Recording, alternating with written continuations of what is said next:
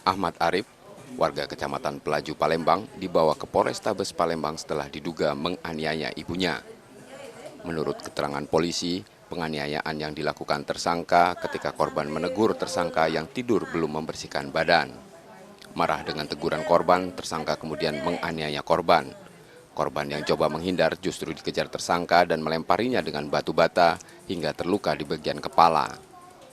Warga yang melihat kejadian tersebut kemudian menolong korban dan menangkap tersangka yang kemudian diserahkan ke polisi.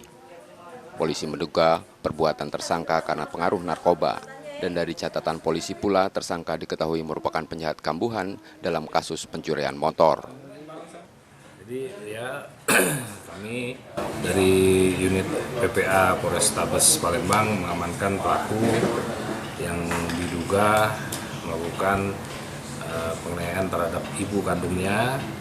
Berawal sang ibu menegur anak ini karena tidur dengan pakaian yang masih kotor, tidur di tempat cucu.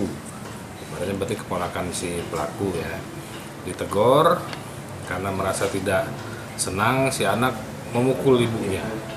Pada saat kejadian memukul itu, si ibu lari keluar dari rumah dan si anak ini masih mengejar ibunya sampai keluar. Karena sudah di luar rumah, dilihat ada batu, dilempar sama pelaku kita ini ke arah kepala ibunya dan kena terluka di bagian kepala. Tersangka kini ditahan di tahanan Polrestabes Palembang untuk proses hukumnya dan terancam hukuman 5 tahun penjara. Yudi Kiswanto, Kompas TV Palembang, Sumatera Selatan.